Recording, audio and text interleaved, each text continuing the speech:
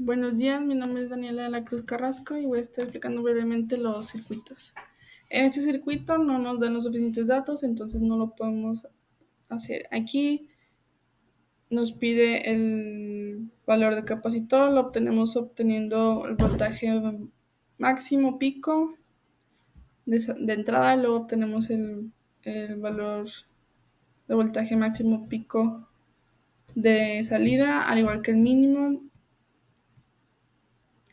y después obtenemos el valor del capacitor. En este circuito obtenemos igual el voltaje pico, dividimos entre la relación que tiene el transformador con las vueltas y también entre la derivación, y ya podemos obtener el voltaje del capacitor y RL. Aquí tenemos un rectificador de onda completa.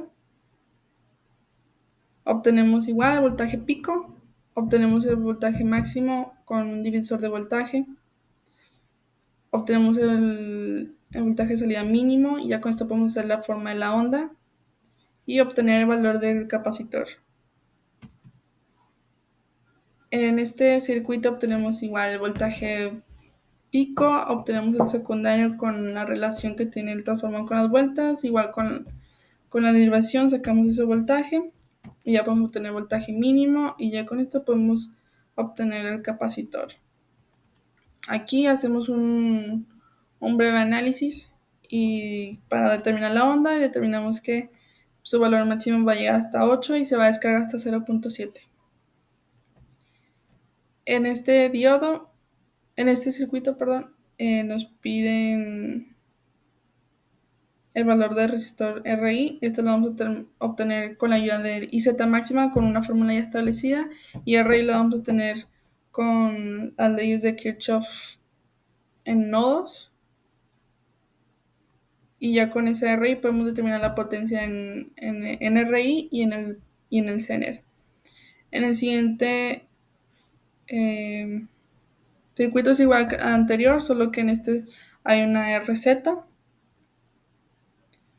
donde primero obtenemos IZ máxima con la fórmula ya establecida, obtenemos RI, obtenemos la potencia de RI y la potencia del Zener, y luego ya podemos obtener el voltaje máximo y el voltaje mínimo y obtenemos la variación de voltaje de salida.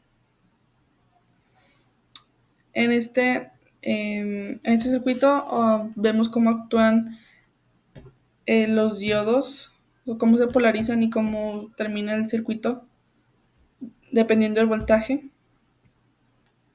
Y ya haciendo nuestro análisis podemos determinar la forma de la onda de salida de los dos voltajes, de voltaje 1 y de voltaje 2.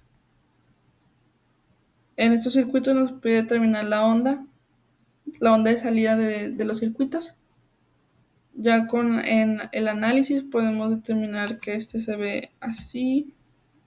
Está cargado en 0, baja 5, 0, 5, y este va a subir hasta 15 y luego 0, 15, 0.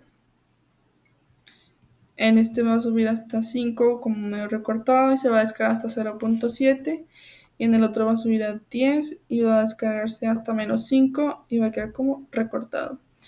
En este vamos a suponer una señal senoidal. También vamos a ver cómo actúan los diodos con cierto voltaje, cómo se polarizan directamente o inversamente, y determinamos la onda de salida.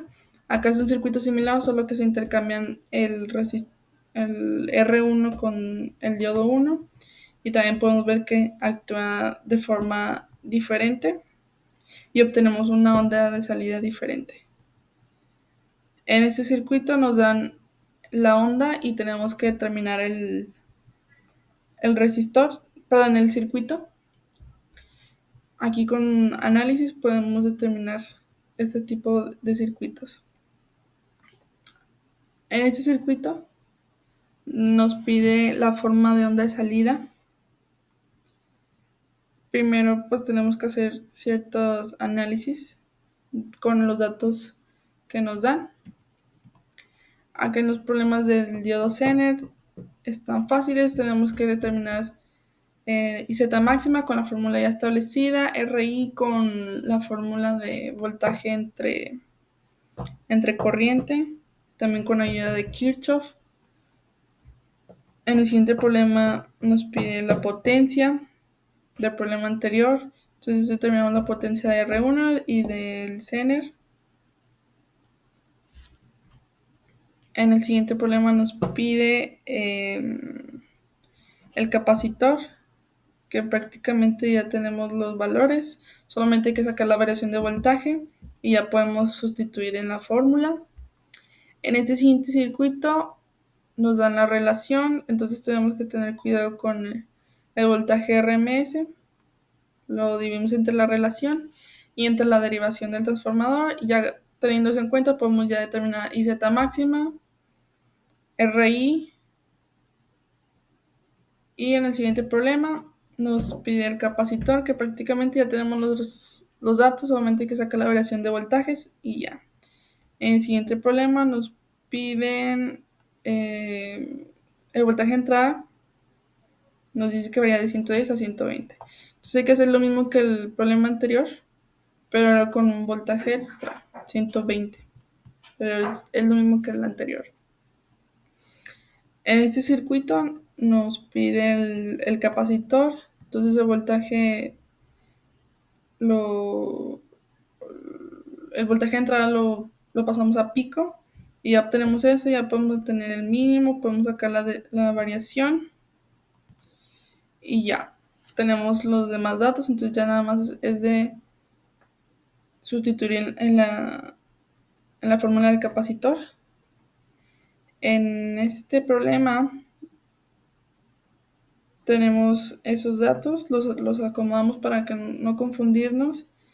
Obtenemos, perdón, nos pide RL, entonces de la fórmula del capacitor, como ya tenemos hablado del capacitor, podemos despejar RL, ya tenemos todos los datos, solamente es de sustituir.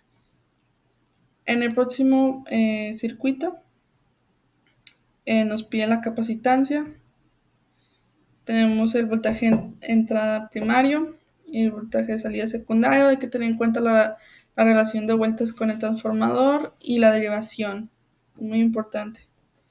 Ya con eso podemos determinar el voltaje pico, el voltaje mínimo. Con esos voltajes podemos hacer la diferencia de voltajes y ya con ese valor podemos determinar el valor del capacitor. Ya para el último problema, va a ser lo mismo que el anterior, solamente que vamos a tener otro voltaje. Entonces sacamos el pico, el mínimo, sacamos la diferencia entre esos dos y sacamos el voltaje de cada uno. Perdón, el valor del capacitor. Eso sería todo. Gracias.